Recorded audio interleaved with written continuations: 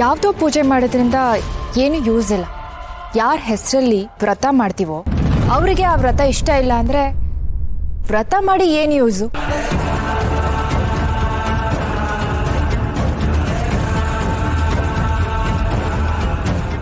It's just a waste of time.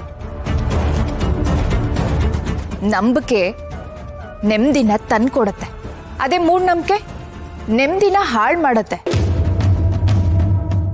ಮಾಯಾ ಹೇಳ್ತಿರೋದು ಸರಿಯಾಗಿದೆ. ನಮ್ಮವ್ರನ್ನ ನಾವು ಕಾಪಾಡಬೇಕು ಅನ್ನೋದು ಭಯ ಅಲ್ಲ, ಕಾಳಜಿ.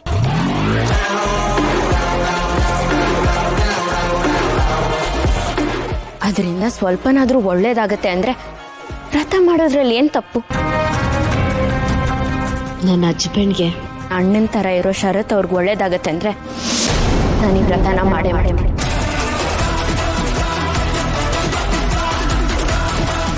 ದೀಪವ್ರೆ, ನೀವು ಯಾಕೋ ಇದನ್ನು ತುಂಬ ಸೀರಿಯಸ್ ಆಗಿ ತೊಗೊಳ್ತಾ ಇದ್ದೀರಾ ಅನ್ನಿಸ್ತಾ ಇದೆ. ನಾನು ಹೇಳ್ತಾ ಇದ್ದೀನಲ್ಲ, ಇಟ್ಸ್ ನಾಟ್ ನೆಸೆಸರಿ. ಚಿರು, ದೀಪ ಇವಾಗ ಏನೋ ಹೇಳ್ತಾ ಇದ್ದಾಳೆ ಅಂತಂದರೆ ಅವಳು ಯೋಚನೆ ಮಾಡೇ ಹೇಳಿರ್ತಾಳೆ. ಅವಳು ಯೋಚನೆ ಮಾಡಿದಾಳೆ ಅಂದರೆ ಅದನ್ನು ಮಾಡದೇ ಬಿಡಲ್ಲ. ಅವಳ ಪಾಡಿಗಳನ್ನ ಬಿಟ್ಬಿಡೋಣ.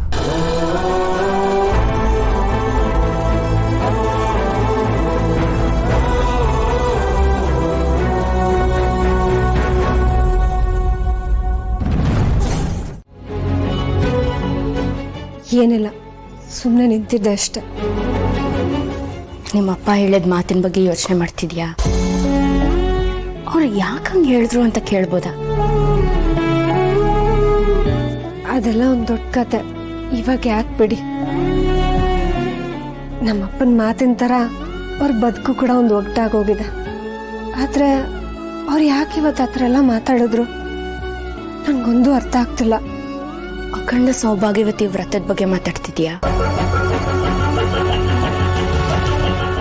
ದೀಪ ಅವರೇ, ನನಗಿದ್ರಲ್ಲೆಲ್ಲ ನಂಬಿಕೆ ಇಲ್ಲ.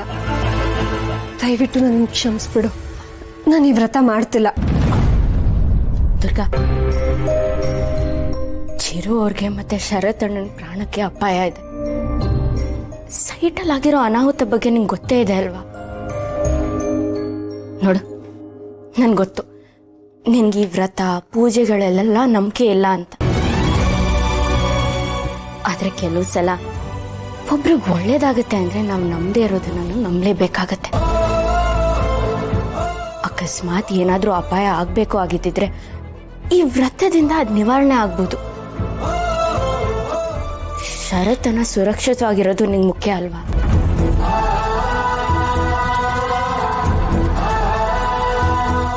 ನೋಡು ದುರ್ಗಾ, ನಾವಿಬ್ರು ಈ ವ್ರತ ಒಟ್ಟಿಗೆ ಮಾಡಿದ್ರೇನೆ ಈ ವ್ರತ ಯಶಸ್ವಿ ಆಗೋದು. ದಯವಿಟ್ಟು ನಂಗೆ ಸಹಾಯ ಮಾಡು. ನೋಡು, ನಾನು ಶರತ್ ಅಣ್ಣನ ಸುಮ್ಮನೆ ಅಣ್ಣ ಅಂತ ಕರೆಯಲ್ಲ, ಮನ್ಸಿಂದ ಅವ್ರನ್ನ ಅಣ್ಣ ಅಂತ ನಂಬಿದ್ದೀನಿ. ನನ್ನ ಕಷ್ಟ ಕಾಲದಲ್ಲಿ ಅವ್ರು ನಂಗೆ ತುಂಬಾ ಸಹಾಯ ಮಾಡಿದ್ದಾರೆ.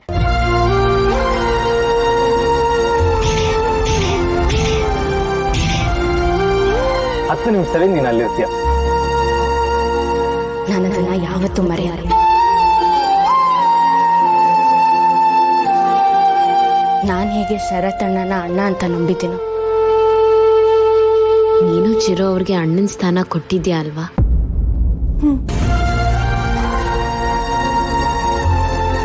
ತುಂಬಾ ಯೋಚನೆ ಮಾಡ್ಬೇಡ. ನಾವಿಬ್ರು ಅಕ್ಕ ತಂಗಿಯಾಗಿ ನಮ್ ಗಂಡನ ಸುರಕ್ಷೆಗೋಸ್ಕರ ಈ ವ್ರತ ಮಾಡೋಣ. ಕೆಲವು ಸಲ ನಮ್ಗೆ ಇಷ್ಟ ಇಲ್ಲ ಅಂದ್ರೂ ಇನ್ನೊಬ್ರಿಗೋಸ್ಕರ ಸ್ವಲ್ಪ ಕೆಲಸನ ಮಾಡಲೇಬೇಕಾಗತ್ತೆ. ಆದ್ರೆ ಈ ತರ ಕೆಲಸಗಳನ್ನ ನಾನು ತುಂಬಾ ಸಲ ಮಾಡ್ಬಿಟ್ಟಿದ್ದೀನಿ ದೀಪ. ಮತ್ತೆ ಇದು ಒಂದು ಅಂದ್ಕೋ. ನೋಡು, ಈ ವ್ರತ ಮಾಡೋದ್ರಿಂದ ನಾವೇನೋ ಕಳ್ಕೊಳ್ಳಲ್ಲ. ಕೊನೆ ಪಕ್ಷ ನಮ್ ಗಂಡಂದ್ರಿಗೆ ಇದರಿಂದ ಒಳ್ಳೇದಾಗತ್ತೆ ಅಂದ್ರೆ ಅದ್ರಲ್ಲಿ ಏನ್ ತಪ್ಪು? ಅಷ್ಟಕ್ಕೂ ಇದನ್ನ ಹೇಳಿದ್ದು ನಿಮ್ ತಂದೆ.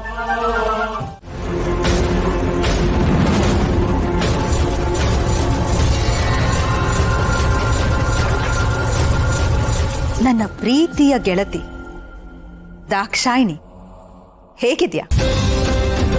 ನಿನ್ನ ನೋಡ್ಬೇಕು, ನಿನ್ ಜೊತೆ ಮಾತಾಡ್ಬೇಕು, ಇಲ್ಲಿವರೆಗೂ ನಾನು ಮಾಡಿರೋ ಸಾಧನೆಗಳ ಅವಲೋಕನ ನಿನ್ ಮುಂದೆ ಮಾಡಬೇಕು ಅಂತ ಇಲ್ಲಿಗೆ ಬಂದೆ. ನಿನಗೆ ನೆನಪಿದ್ಯಾ ದಾಕ್ಷಾಯಿಣಿ? ನಿನ್ನ ಪ್ರೀತಿಯ ಸ್ನೇಹಿತೆಯಾಗಿ ನಾನೀ ಮನೆಗೆ ಕಾಲಿಟ್ಟೆ. ಮನೆಯವರೆಲ್ಲ ದೇವತೆ ಅನ್ನೋ ಥರ ನೋಡ್ತಾ ಇದ್ದಿದ್ ನಿನ್ನ ದೇವತೆ ಥರ ಮೂರ್ತಿನೇ ಮಾಡ್ಬಿಟ್ಟೆ.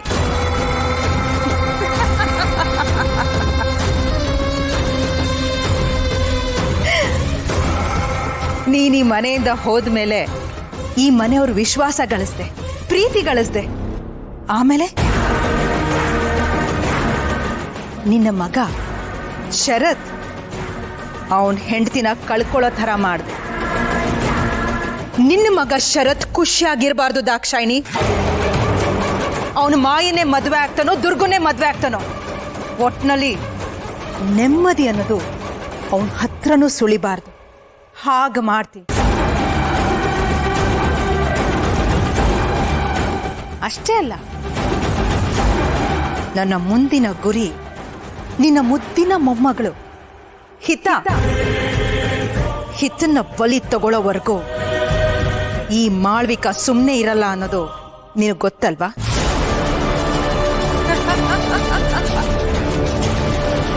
ಒಟ್ನಲ್ಲಿ ನಿಮ್ಮ ಮನೆಯವರೆಲ್ಲ ನೋವು ಅನುಭವಿಸೋದನ್ನ ನೀನ್ ನೋಡ್ಬೇಕು.